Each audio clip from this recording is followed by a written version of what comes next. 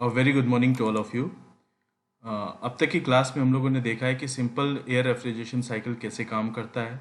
Simple air refrigeration cycle के basic components कौन कौन से होते हैं, इसके लिए हम सीओपी कैसे कैलकुलेट करते हैं, मास ऑफ एयर रिक्वायर्ड कैसे हम कैलकुलेट करते हैं, और power consumption by the compressor हम कैसे कैलकुलेट करते हैं। इन्हीं के लिए हम लोगों ने टीएस डायग्राम भी देखा है। आगे चल के हम लोगों ने देखा कि सिंपल एयर रेफ्रिजरेशन साइकिल में अगर हम एक एडिशनल इवेपोरेटर लगाएं तो किस तरह से हम इसका रेफ्रिजरेशन इफेक्ट बढ़ा सकते हैं। तो इन सारी चीज़ों के बाद अब ये समय आ गया कि हम कुछ न्यूमेरिकल से रिलेटेड करें, और इसी सीक्वेंस में ये पहला न्यूमेरिकल आपके सामने, मैं जस्ट एक एक्सप्लेनेशन के लिए ये है आपके सामने है। तो आज के इस लेक्चर में हम लोग ये न्यूमेरिकल सॉल्व करेंगे। इस न्यूमेरिकल में बेसिकली ये गिवन है, मैं एक बार क्वेश्चन रीड कर लेता हूँ। इसमें दिया है कि a simple air cooled system is used for an airplane or aeroplane having a load of 9 tons।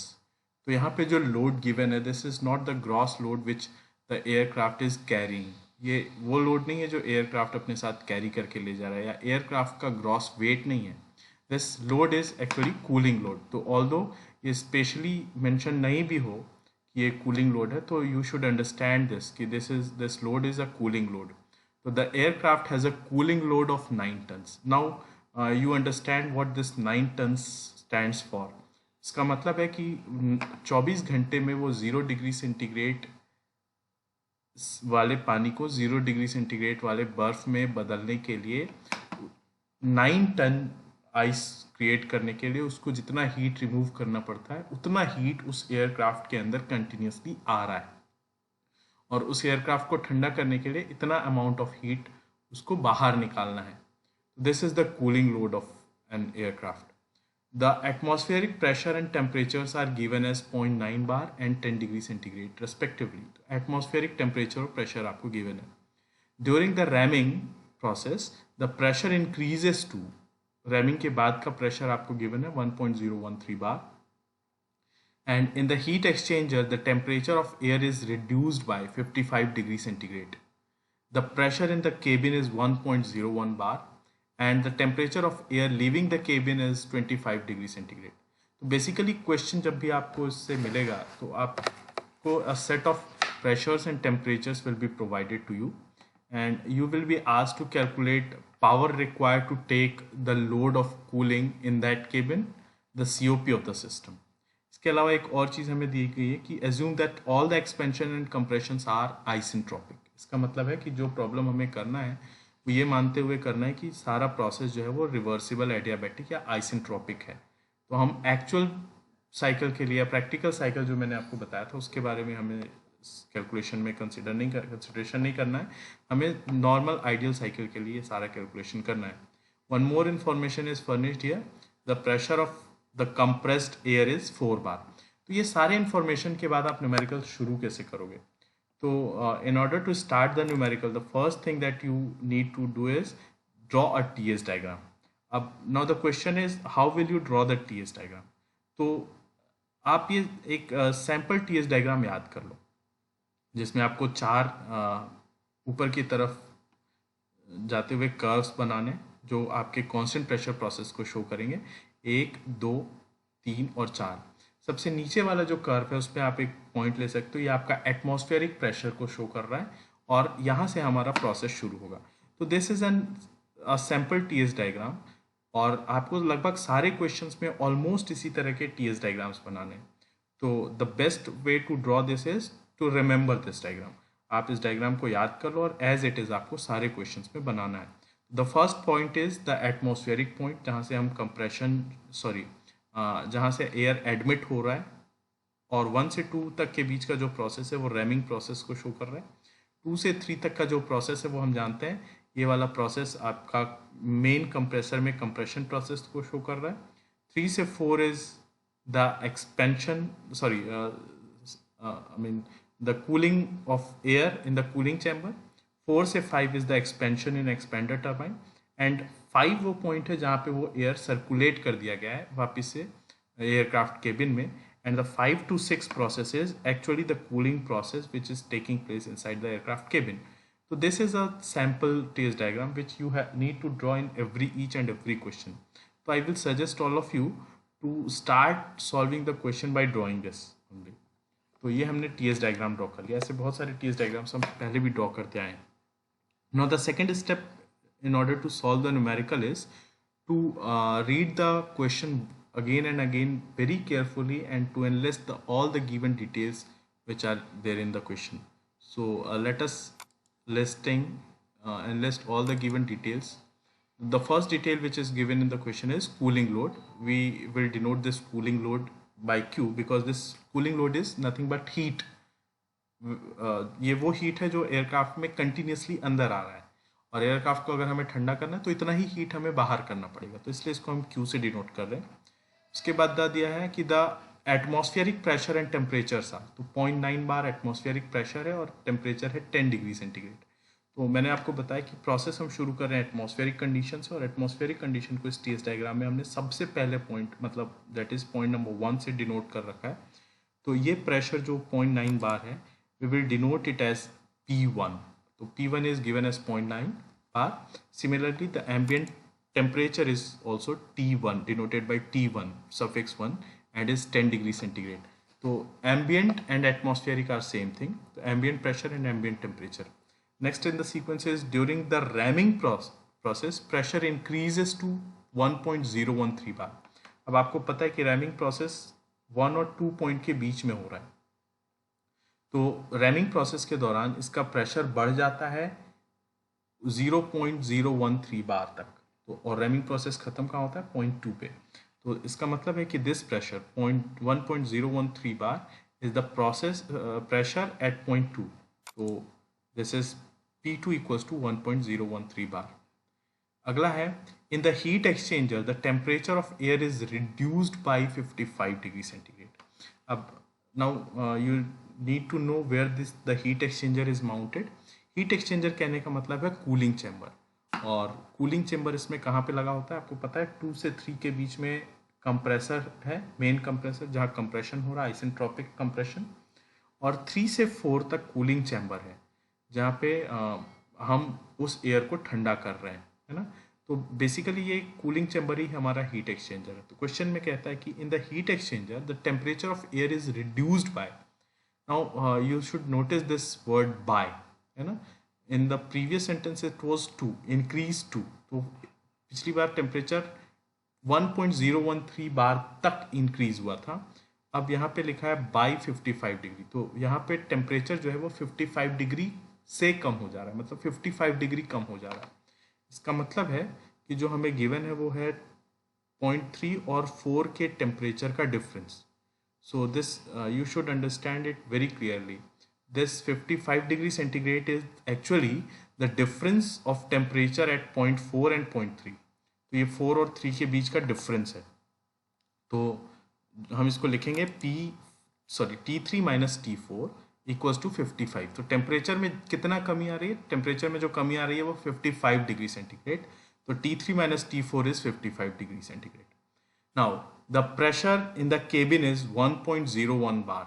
अब एयरक्राफ्ट केबिन कहाँ है, ये 3 से 4 तक कूलिंग चैम्बर था, 4 से 5 तक एक्सपेंडर टरबाइन में एक्सपेंशन हो रहा है हवा का, और वो हवा जब एयरक्राफ्ट के केबिन में भेजी जाएगी उस समय उसका प्रेशर होगा 5 नंबर वाला पॉइंट, तो P5। तो ये जो प्रेशर 1.01 बार दिया है this is the pressure of 0.5, तो P5 दिया है। Now you can see here the pressure at 0.5 and 0.6 are same because it is a constant pressure process, है ना। जैसे कि हीट एक्सचेंजर में जो प्रोसेस था वो भी कांस्टेंट प्रेशर था, है ना। P3 और P4 भी सेम था। Similarly this P5 and P6 are same and both have a value of 1.01 बार। तो इतना इन्फॉर्मेशन हमें दिया है, ये सब इन्फॉर्मेशन आपको एनलिस्ट कर लेना है। और एक और इंफॉर्मेशन गिवन है the temperature of air leaving the cabin is 25 degree centigrade. तो air which is inducted inside the aircraft cabin is 0.5 at 0.5 and the air which leaves the aircraft cabin is at 0.6. So this 25 degree centigrade is the temperature at 0.6. So this T6 is equals to 25 degree centigrade. तो हो सकता है कि ये जो 5-6 वाला curve है this में कोइंसाइड विद दिस 2 वाले पॉइंट के साथ टू वाला जो प्रेशर है उसके साथ कोइंसाइड कर सकता है, या उसके ऊपर भी हो सकता है, नीचे भी हो सकता है। तो ये पॉसिबिलिटी है, लेकिन फिर भी हमने ये चूंकि एडवांस में ड्रॉ कर लिया था। अगर आपको ऐसा दिखता है कहीं पे गिवन डिटेल्स में कि P5 P6 का प्रेशर P2 वाले प्रेशर से कम है या ज़्यादा है, तो अकॉर्डिंगली आप इसको ड्रॉ करोगे। लेकिन अभी हमारे गिवन डिटेल में दिख रहा है P2 1.013 है और P5 P6 1.01 है। तो ये वेरी क्लोज है, although both these pressures are very close to each other, but still clarification के लिए या इसको प्रॉपर अंडरस्टैंडिंग के लिए मैंने नीचे ड्रॉ कर रखा है। तो इतना हमारा गिवन डिटेल हो गया। Now one more information is there and that is the pressure of compressed air is 4 bar. तो कंप्रेशन कहाँ पे हो रहा है, मैंने आपको बताया था 3 से 4 का जो प्रेशर है ये मतलब कंप्रेशन हो रहा है आपका 2 से 3 के बीच में, है ना, आइसेंट्रोपिक कंप्रेशन 2 से 3 के बीच में। लेकिन 3 और 4 दोनों जगह का प्रेशर सेम है। तो ये जो इसको हम जो 4 बार है ये 3 का भी प्रेशर है और 4 का भी प्रेशर है। ऑल्दो मैंने इसको P3 लिखा है, but this is the pressure at 3 as well as 4। तो 3 and 4 आर 4 बार। इतना हमें गिवन डिटेल है। Now the next step is to convert all the units in suitable form, ताकि आपको न्यूमेरिकल सॉल्व करते समय आपसे मिस्टेक्स ना हो, कैलकुलेटिव मिस्टेक्स ना हो। क्योंकि थर्मोडायनेमिक्स के न्यूमेरिकल्स में या एयर रेफ्रिजरेशन के न्यूमेरिकल्स में ज़्यादातर मिस्टेक जो है वो यूनिट कन्वर्जन को लेके ही होता है। तो I will suggest all of you कि एक फिक्स्ड पैटर्न यूनिट का लेके चलो, उसी पैटर्न में सारे यूनिट्स आप रखोगे तो you can minimise the mistakes. तो यहाँ पे जो पैटर्न हम फॉलो करेंगे यूनिट का वो है कि प्रेशर को हम बार की बजाय किलो पास्कल में रखेंगे। तो जितने भी जगह प्रेशर है वो सब अगर बार में दिया है तो we will convert it into kilo pascal in each of the numerical problem irrespective to its topic and all. तो चाहे कहीं का भी कोई भी प्रॉब्लम हो, हम हर बार प्रेशर को किलो पास्कल में कन्वर्ट कर लेंगे। Now you know the correlation between bar and kilo pascal. 1 bar equals to 100 kilo pascal. So 0.9 bar is equivalent to 90 kilo pascal. Similarly, all the temperatures we will convert into Kelvin.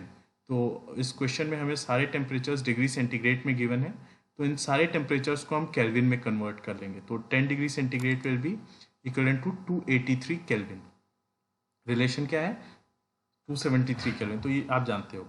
तो similarly ये 1.013 बार जो है वो 101.3 kilo pascal हो जाएगा, 1.01 बार 101 kilo pascal हो जाएगा, ये 298 केल्विन हो जाएगा, और ये 4 बार 400 किलो पास्कल हो जाएगा। Now you should not gate surprised कि हमने ये 55 डिग्री सेंटीग्रेड को केल्विन में क्यों कन्वर्ट नहीं किया। इसका रीज़न ये है कि because this 55 degree centigrade is not the absolute value of temperature, but it is a difference of T3 and T4। तो चूंकि ये डिफरेंस है, किसी एक पॉइंट का टेम्परेचर नहीं है, ये एक्चुअल में डिफरेंस है। तो अगर डिफरेंस हम करते तो T3 को भी केल्विन में करना था, T4 को भी केल्विन में करना था। मान लो T3 और T4 दोनों सेंटीग्रेड में गिवन है, तो T3 को जब हम केल्विन में करेंगे तो 273 यहाँ भी ऐड करेंगे और 273 यहाँ भी ऐड करेंगे, and both the 273 will get cancelled. तो अल्टीमेटली आपको 55 डिग्री सेंटीग्रेड आना है। तो इस तरह से आपको ध्यान रखना है कि यूनिट कन्वर्ट करते समय जो डिफरेंस है उनको कन्वर्ट नहीं करना है। Rest all the unit should be converted into if it is temperature it should be in Kelvin, and if it is pressure it should be in kilopascal. So this is how all the given details are enlisted, and the unit is converted to our convenient unit. Now the next step is to find out what is asked in the question. लेकिन I will suggest all of you to irrespectively question में क्या पूछा गया है, आप एक thumb rule follow करो, और वो थंब रूल ये है कि you should know the value of temperature and pressure at all the points, all the significant points. तो चाहे आपसे कुछ भी पूछा हो, आप सबसे पहला काम ये करो कि सारे पॉइंट्स पे आपको टेम्परेचर और प्रेशर पता होने चाहिए। अगर आपने सारे पॉइंट्स पे टेम्परेचर और प्रेशर पता कर लिया तो आप वो सारी चीज़ें कैलकुलेट कर सकते हो जो क्वेश्चन में पूछा जाएगा। तो solving this type of question is a very mechanised, there is a very mechanised process. हर क्वेश्चन में आपको यही करना है। क्या करना है, you have to find out temperature and pressure at each and every point in this TS diagram. Now starting from point 1, तो पॉइंट 1 पे प्रेशर हमें पता है और टेम्परेचर भी पता है। तो पॉइंट 1 पे हम प्रेशर टेम्परेचर दोनों जानते हैं। Now move to the next point, that is point 2। Now point 2 पे प्रेशर हमें पता है but we do not know the value of temperature at point 2। तो अब हम अगला करेंगे, our main target will be to find out the temperature at this point 2। और उसके लिए हम क्या करेंगे, in order to find out the temperature at this point 2, या किसी भी पॉइंट पे कोई भी टेम्परेचर या प्रेशर कुछ भी फाइंड आउट करने के लिए आपको देखना है कि वो पॉइंट जिन दूसरे पॉइंट्स के साथ कनेक्टेड है वहाँ पे प्रोसेस कौन सा था। तो ये 2 जो है वो 1 से कनेक्टेड है या 2 जो है वो 3 से कनेक्टेड है। तो आपको ये देखना है कि 2 से 3 में प्रोसेस क्या है या 2 से 1 में प्रोसेस क्या है, कोई भी जो आपको कन्वीनियंट लगे। तो चूंकि 1 पे हमें प्रेशर और टेम्परेचर दोनों पता है ना, we know the value of pressure and temperature at point 1। तो मैं आपको सजेस्ट करूंगा कि आप देखो कि 1 से 2 के बीच का प्रोसेस क्या है, और ये प्रोसेस है आइसेंट्रोपिक प्रोसेस, है ना। तो आइसेंट्रोपिक प्रोसेस है, तो इसलिए आइसेंट्रोपिक प्रोसेस का मतलब होता है P1 V1 to the power gamma equals to P2 V2 to the power gamma. तो हम 1 और 2 वाले प्रोसेस को कंसिडर करते हुए निकाल सकते हैं टेम्परेचर T2 की वैल्यू, and hopefully we have a direct formula to find out this, and the formula is this: the ratio of P2 the ratio P2 to P1 is the ratio P2 to P1 is equal to T2 by T1 to the power gamma upon gamma minus 1। And ये formula आया कहाँ से, तो ये जब हम derivation कर रहे थे तो you might be remembering this कि ये फॉर्मूला हम लोगों ने लिखा था यहाँ। ये चूंकि 1 से 2 मैंने आपको बताया आइसेंट्रोपिक प्रोसेस है, तो आइसेंट्रोपिक मतलब रिवर्सिबल एडियाबैटिक, और उसके लिए हम लिखते हैं P1 V1 to the power gamma equals to P2 V2 to the power gamma. और चूंकि हम एयर से डील कर रहे हैं तो considering it as ideal gas, तो गैस इक्वेशन हम लगाएंगे P1 V1 equals to MRT1 and P2 V2 equals to MRT2। तो इन दोनों को हम डिवाइड करेंगे। Now using these two relations, पहला वाला और ये दूसरा वाला, हम इसको अगर सिंप्लीफाई करेंगे तो वी विल ऑब्टेन दिस। तो यहाँ से हमें डायरेक्ट फार्मूला मिल गया P2 by P1 equals to T2 by T1 to the power gamma upon gamma minus 1। Now अगर हम क्वेश्चन में देखें, है ना, let me move to the question. अगर हम क्वेश्चन में देखें तो जस्ट अ मिनट, हाँ, ये क्वेश्चन में हमें P2 भी पता है, P1 भी पता है और T1 भी पता है, और गामा हम we will consider it as 1.005।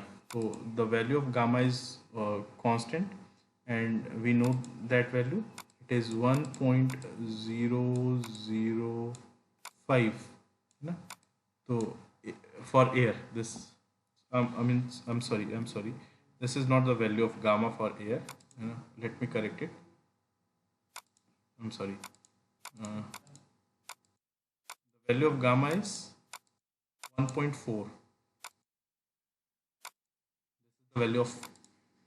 this is the value of CP, the previous one was the value of CP. For air we can consider 1.4, or to be very precise it is 1.414, so either value you can take। तो यहाँ पे gamma की value अगर 1.414 या 1.4, आप जो भी आपको सुटेबल लगे you can consider that value. ये अगर हम लें तो we can easily find out the value of temperature T2, और यहाँ पे सारे वैल्यूज़ रखने के बाद टेम्परेचर T2 जो हमें मिलता है वो आता है 292.6 केल्विन। तो इस तरह से हमने T2 ऑब्टेन कर लिया। तो हमें T1 पता था, T2 पे हमने प्रेशर और टेम्परेचर दोनों फाइंड आउट कर लिए हैं। अब हम नेक्स्ट पॉइंट पे चलते हैं। नेक्स्ट पॉइंट है 3। तो थर्ड पॉइंट पे आप देख सकते हो कि आपको प्रेशर पता है P3, लेकिन आपको टेम्परेचर नहीं पता। आपको T3 और T4 का डिफरेंस पता है, but you do not know the value of temperature exactly at point 3। तो अब हमारा next objective will be to find out the temperature at this point 3, and for that फिर से हम वही काम करेंगे। हम 2 और 3 के बीच में सेम रिलेशन, यही वाला रिलेशन यूज़ करेंगे, क्योंकि the process is same along point 1 and 2 and along point 2 and 3। तो अब हमारा जो फॉर्मूला हो जाएगा वो है P3 by P2 equals to T3 by T2 to the power gamma upon gamma minus 1। हम उस डिटेल में आगे जाएं उसके पहले एक और चीज़ मैं आपको बता देना चाहता हूँ कि यहाँ पे T2 की वैल्यू हमें मिली है 292.6, है ना। ये T2 की वैल्यू है 292.6 केल्विन। अब आप अगर इसमें गौर से देखोगे तो आप पाओगे कि T2, ये वैल्यू मैं इसमें मार्क कर लेता हूँ 292.6, और T4 आपको दिया है क्या? नहीं दिया। T6 आपको दिया है लेकिन, है ना, आपको T6 गिवन है। अब ये T6 की वैल्यू है 298 केल्विन, जबकि T2 आ रहा है 292.6। अब इस डायग्राम के हिसाब से 0.6 यहाँ पे है, इस हमारे डायग्राम के हिसाब से 0.6 जो है वो इस जगह पे है, ये 0.6 है, और 0.2 कहाँ है? यहाँ है। तो अगर ये टेम्परेचर वाले एक्सिस में अगर हम ग्राफ के तौर पे देखें तो टेक्निकली जो ग्राफ हमें बता रहा है वो उसके हिसाब से T2 की वैल्यू T6 से ज़्यादा है ना, ग्राफ के हिसाब से या इस TS डायग्राम के हिसाब से T2 की वैल्यू T6 से ज़्यादा है, क्योंकि 0.2 इज एट अ हायर, मतलब अब 0.2 इज अबव दिस 0.6। तो T2 की वैल्यू ग्राफ के हिसाब से या इस TS डायग्राम के हिसाब से is more as compare to T6। लेकिन अगर आप गिवन डाटा के हिसाब से देखो तो आप पाओगे कि T6 की वैल्यू कम है, और सॉरी T6 की वैल्यू ज़्यादा है 298, जबकि T2 कम है 292। तो ग्राफ में या TS डायग्राम में और गिवन जो हमारे पास डाटा है उन दोनों में कॉन्ट्राडिक्शन है। T2 कम है फिर भी ऊपर है, T6 ज़्यादा है 298 है फिर भी नीचे है। तो यहाँ पे हमें TS डायग्राम में थोड़ा सा स्लाइट करेक्शन करना पड़ेगा, और वो करेक्शन करने के लिए आपको ज़्यादा पेन लेने की ज़रूरत नहीं है। आपको ये 5 to 6 वाला जो कर्व है, you need to extend this curve so that the 0.6 is at a higher point compare to 2। तो 0.6 जो यहाँ आ रहा था उसको आप किसी ऐसी जगह पे शिफ्ट कर दो जो 2 के ऊपर हो। तो मैं इस ग्राफ को थोड़ा आगे एक्सटेंड करके 6 यहाँ पे कन्वर्ट कर देता हूँ, तो ये मेरा 0.6 हो गया। ठीक है, अब आप देखो अगर यहाँ से हम ड्रॉ करें तो T6 की वैल्यू 298 केल्विन परफेक्टली T2 के ऊपर आपको मिलेगा। तो हालांकि ये TS डायग्राम जो है वो ये गिवन डिटेल लिखने के बाद आपको ड्रॉ करना चाहिए था, लेकिन ठीक है, हम यही तरीका अपनाएंगे कि TS डायग्राम पहले ड्रॉ करेंगे और गिवन डिटेल बाद में लिखेंगे। उससे एक अलग तरह का हमारे लिए क्वेश्चन को सॉल्व करने में सहूलियत होती है। तो इसके बाद जैसा कि मैं आपको बता रहा था कि next we will move to find out temperature at 3, and for that we use the formula which I have already told you. the formula will be P3 by P2 equals to T3 by T2 to the power gamma upon gamma minus 1। अब इस formula को अगर हम use करें तो कैसे कर सकते हैं, इस सारी वैल्यूज़ हमें गिवन है एक्सेप्ट T3। तो इस तरह से T3 हम कैलकुलेट कर सकते हैं, we can easily calculate T3, है ना। और गामा फिर से हम उतना ही रखेंगे 1.414, और इस बार T3 हमारा आएगा 433 केल्विन। तो ऑब्वियसली T3 की वैल्यू T2 और T6 दोनों से ही ज़्यादा आएगी, तो इस बार आपको ग्राफ को लेके कुछ परेशान होने की ज़रूरत नहीं है। तो हमें 1, 2 और 3 आप देखोगे कि इन तीनों पॉइंट्स पे आपको प्रेशर और टेम्परेचर सब कुछ पता चल गया। अब T4 कैलकुलेट करना बहुत आसान है, क्योंकि आपके पास T3 और T4 का डिफरेंस है 55 डिग्री सेंटीग्रेड का। तो T3 आपको पता है और ये पता है, तो using this relation you can easily find out the value of T4। तो ये मैंने यहाँ ड्रॉ कर दिया है। T4 equals to T3 minus 55 that is 378 kelvin, और P4 तो आपको पता ही है, P4 is same as P3 that is 400 kilo pascal. तो आपको 1, 2, 3 और 4 ये चारों ही पॉइंट में प्रेशर और टेम्परेचर सब कुछ पता चल गया है। Now come to the next point that is point number 5।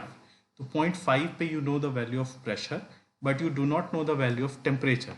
सो कैसे हम निकालेंगे, we will again use the same formula. देखो पूरे क्वेश्चन में सिर्फ एक ही फार्मूला है जो बार बार इस्तेमाल किया जा रहा है, और ये फार्मूला भी आपको अगर आपने ठीक से समझा तो याद करने की ज़रूरत नहीं है। तो सेम फार्मूला अगर हम इस्तेमाल करें तो we can find out the value of T5, and the T5 comes to 255 kelvin. तो अब आप फिर से एक बार चेक कर लेना कि वो T2 के नीचे आ रहा है कि नहीं, ऑब्वियसली नीचे ही आएगा। तो T5 इज 255 केल्विन। तो ये हो गया। और इसके बाद हमें 0.5 पे प्रेशर भी पता चल गया, टेम्परेचर भी पता चल गया, 0.6 पे भी टेम्परेचर पता है और 0.6 पे प्रेशर भी पता है, क्योंकि 0.6 का pressure will be same as 0.5। तो इस तरह से अगर आप देखो तो हम लोगों ने बस ये 3 छोटे छोटे कैलकुलेशंस करके सारे पॉइंट्स पे प्रेशर और टेम्परेचर कैलकुलेट कर लिया है, फाइंड आउट कर लिया है। अब हम देखते हैं कि हमसे क्वेश्चन में पूछा क्या गया था। इतना निकालने के बाद हम देखेंगे कि हमसे क्वेश्चन में पूछा क्या गया था, है ना। हमसे क्वेश्चन में पूछा गया था पहला, the power required to take the load of cooling in the cabin, मतलब the power required to cool that engine, अगर कूल दैट एयरक्राफ्ट केबिन, अगर सिंपलेस्ट वर्ड में बोले तो। और दूसरा हमसे पूछा गया था COP ऑफ द सिस्टम। तो इतना निकालने के बाद हम ये सोचेंगे कि हमसे क्या पूछा गया। इतना निकालने के बाद आपसे जो पूछा गया है आप वो कैलकुलेट करोगे, और वो करना बहुत ही आसान है। कैसे करोगे? Power required to take the load, you know the formula, आपके पास फॉर्मूला है। क्या फॉर्मूला है पावर रिक्वायर्ड का? फॉर्मूला हम लोगों ने कहीं देखा था पिछली बार डेरिवेशन में, ये